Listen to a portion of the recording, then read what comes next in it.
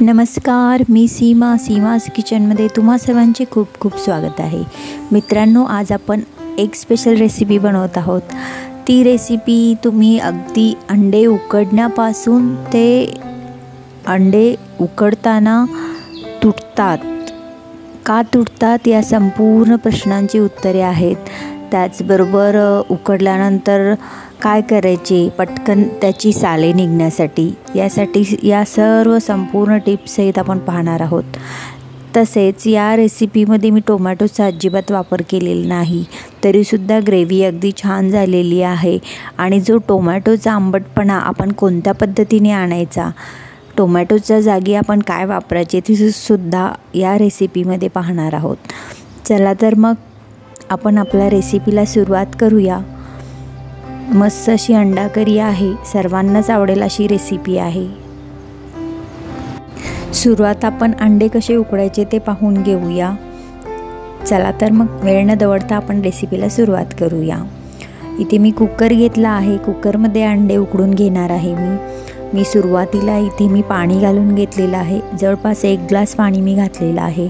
त्यामध्ये आपण हे एक एक करत अंडे ठेवून घेऊया. तुम्हाला हवी तितकी याच्यामध्ये अंडे ठेवून घ्यायचे आहेत. अंड्याच्या वरती पाणी येऊ द्यायचं नाही आहे, म्हणजे अंडे पूर्णपणे भिजेल इतपत पाणी घालायचं नाही आहे, थोडेसे कमीच घालायचं आहे. आणि तुटू नये म्हणून याच्यामध्ये मी 1 टीस्पून मीठ घालून घेतलेले आहे. आता आपण याला गॅसवरती ठेवूया आणि याच्या फक्त आपल्याला 3 शिटी करून घ्यायच्या आहेत. मीठ घातल्यामुळे अंडे उकडताना तुटतसुद्धा नाहीत. त्याचबरोबर पाण्याचा अंदाजसुद्धा आपल्याला अंडे पूर्ण बुडेल इतपत पाणी ठेवायचं नाही, थोडेसे कमीच पाणी ठेवायचं आहे. जर पूर्ण पाणी ठेवले तर ते अंडे उकळत असताना खूप प्रमाणात हालतात, त्यामुळे ते एकमेकाला लागून तुटले जातात.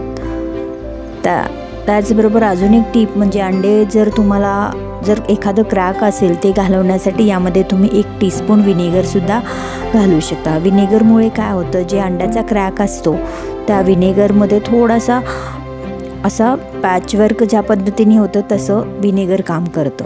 पहा, आपल्या 3 शिटी झालेल्या आहेत. अंडे तुम्ही पाहत असाल एकही तुटलेलं नाही आहे. लगेच आपल्याला याला थंड पाण्याखाली पकडून घ्यायचं आहे आणि गरम थोडेसे कोमट असतानाच आपल्याला याला सोलून घ्यायचे आहेत, त्यामुळे अंड्याच्या साली पटकन निघतात. आता आपण थोडासा या ग्रेव्हीसाठी मसाला जो करायचा आहे तो करून घेऊया. सुरुवातीला 1 टेबलस्पून तेल घातलेले आहे. तेलामध्ये मी 5 ते 7 लसणाच्या पाकळ्या, 1 इंच अद्रकचा तुकडा घालून परतवून घेते आहे. त्यानंतर मी 2 मध्यम आकाराचे कांदे लांबट आकारात कापून घेतलेत. हे आपल्याला ग्रेव्ही करायची आहे, त्यामुळे मी असेच रफ जरी कापलेत तरीसुद्धा चालतात. थोडेसे आपल्याला भाजून घ्यायचे आहेत. 2 लाल मिरच्या घातलेत आणि याच्यामध्येच ग्रेव्हीसाठी मी ग्रेव्ही घट्ट होण्यासाठी 5 ते 6 आपल्याला काजू घालून घ्यायचे आहेत.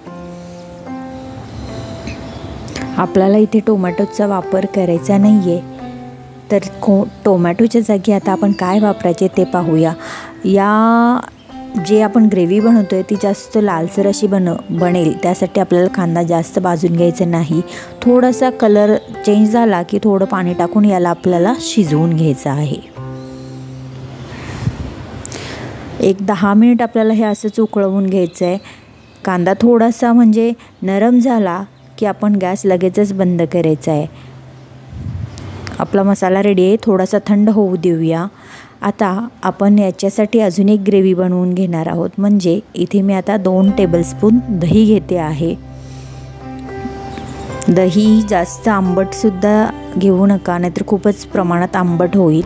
याच्यामध्ये मी काश्मीरी मिरची पूड 1 टीस्पून आणि 2 टीस्पून इथे मी मिरची पावडर घालून घेतलेली आहे. 1 टीस्पून मी धने आणि जिरे पावडर आहे ते घालून घेतलेले आहे आणि थोडेसे मीठ घालून घेतलेले आहे. हळद पावडर अर्धा टीस्पून इथे मी घातलेला आहे. हे सर्व दह्यामध्ये पूर्णपणे मिक्स करून घ्यायचं आहे. अगदी व्यवस्थित मिक्स करून घ्यायचं, याच्या गाठी होऊ द्यायच्या नाही आहेत, कारण आपण हे तेलामध्ये डायरेक्ट घालणार आहोत. मसाले एकत्रित सर्व मिक्स करून घ्यायचे, म्हणजे हा मसाला जो आहे तो तेलामध्ये छान भाजला जाईल। आता जो मसाला आपण बनवला होता कांद्याचा तो थंड झालेला आहे। आता आपण याची पेस्ट एक फाईन पेस्ट करून घ्यायची आहे आपल्याला।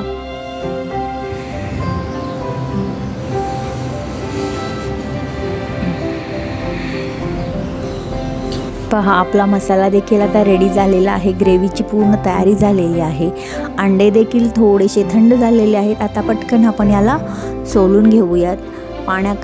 पटकन उकडल्यानंतर थंड पाण्याखाली पकडल्यामुळे याच्यामधील जे कुकिंगची प्रोसेस आहे ती थांबते आणि अंडे सोलायला सुद्धा पटकन म्हणजे त्याचं कवर निघतं। अंडे अशा पद्धतीने सोलून काटेच्या चमच्याच्या साहाय्याने आपण याला थोडेसे टोचे मारून घेणार आहोत, कारण याच्यामध्ये पूर्णपणे हा मसाला गेला पाहिजे परतत असताना। त्यामुळे थोडेसे काट्याच्या चमच्याने आपण इथे पूर्ण टोचे मारून घेतलेत। आता आपण एक पॅन घेतलेला आहे। पॅनमध्ये थोडेसे तेल घालून घेऊया। जवळपास मी 1 टीस्पून तेल घातलेलं आहे। याच्यामध्ये आपल्याला घालून घ्यायचे आहेत जे आपण अंडे सोलून घेतले ते घालून घेऊया आणि याच्यावरतीच आपण अंड्यांवरती 1 टीस्पून मिरची पावडर, काश्मीरी मिरची पूड मी घातलेली आहे।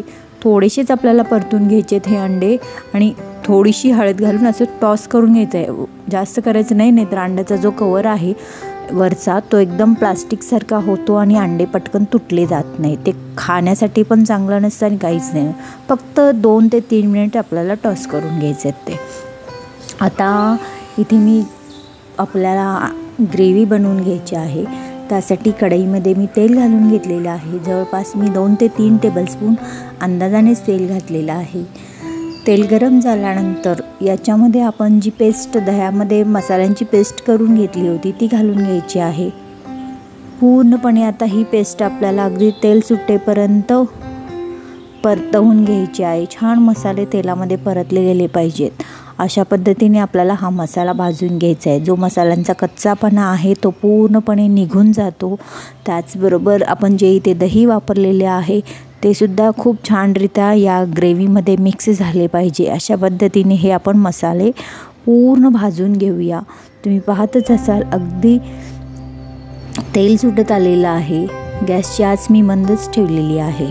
आता आपण जी फाईन पेस्ट करून घेतली होती मसाल्याची ती घालून घेऊया। ही सुद्धा आपण या मसाल्यामध्येच भाजून घ्यायची आहे। मस्त बराच वेळ भाजायचं आहे, कारण जेवढं तुम्ही मसाले अगदी पेशन्सने भाजाल तेवढे तुमच्या कोणत्याही रेसिपीला चव येणारच येणार। आणि पहा जसं तुम्ही भाजाल त्या ग्रेव्हीचा कलर पाहत राहा। कलर थोडा थोडा वेळाने अगदी चेंज होत राहतो। मस्त आता लालसर कलर येत आहे। अजून थोडा वेळ आपल्याला हे भाजून घ्यायचं आहे। कंटिन्यूस हलवून घ्यायचं म्हणजे मसाला म्हणजे तुम्ही मध्यम गॅसवर जरी तुम्ही हलवून घेतला हा मसाला भाजत असताना तरीसुद्धा खूप छानरित्या भाजला जातो। अगदी कमीच गॅस ठेवून भाजायचं आहे, लो गॅसवर भाजायचं आहे असं काही नाही आहे। मध्यम आचेवर भाजा, पण कंटिन्यूस तुम्हाला हलवत राहावं लागेल। अशा पद्धतीने तुम्ही हा मसाला भाजून घेऊ शकता, कारण जेवढे भाजाल तेवढं साईडनी तुम्हाला तेल सुटलेलं दिसून येईल। आता अजून थोडा वेळ भाजण्यासाठी मी थोडंसं जे मिक्सर धुवून पाणी घेतलं होतं तेच पाणी मी ते थोडंसं वापरते आहे, कारण थोडासा मसाला खाली लागायची शक्यता होती म्हणून मी इथे थोडं पाणी घालून घेतलेलं आहे। थोडं थोडं करत पाणी आपल्याला इथे वापरायचं आहे। आता मी याच्यावर थोडा वेळ असंच ठेवून देणार आहे। जरा वेळ झाकण देऊन ही ग्रेव्ही पूर्णपणे शिजवून घेणार आहे।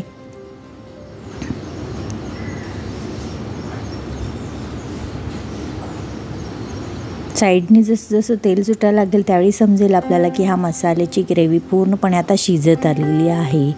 अधूनमधून हलवून घ्यायचं आहे आणि तुम्हाला इथे जितपत ग्रेव्ही पातळ हवी आहे तितपत तुम्ही पाणी वापरू शकता। मला इथे जास्त पातळ नको आहे। मी आता याच्यामध्ये ग्रेव्ही पूर्ण भाजून झालेली रेडी आहे। आता जे आपण अंडे टॉस करून घेतले होते मसाल्यामध्ये ते याच्यामध्ये मी घालून घेतलेत। आता म्हणजे अंडे जास्त वेळ पण या ग्रेव्हीमध्ये घालून घ्यायचे नाही आहेत। सर्वात शेवटी आपल्याला इथे अंडे घालून घ्यायचे आहेत। आपली रेसिपी संपूर्ण तयार झालेली आहे। आता आपण सर्व करूया। ही झटपट रेसिपी तुम्हाला कशी वाटली त्याबद्दल कमेंट करायला विसरू नका। तसेच रेसिपी आवडली असेल तर लाईक करा, शेअर करा आणि अशाच नवनवीन रेसिपीज पाहण्यासाठी सीमाज किचनला सबस्क्राईब करा आणि बेल आयकॉन आहे ते प्रेस करायला विसरू नका। आपण पुन्हा भेटूया अशाच नवीन रेसिपीसोबत। तोपर्यंत स्वस्त खा, मस्त रहा, नेहमीच आनंदी रहा। रेसिपी पाहिल्याबद्दल तुमचे मनपूर्वक आभार, धन्यवाद।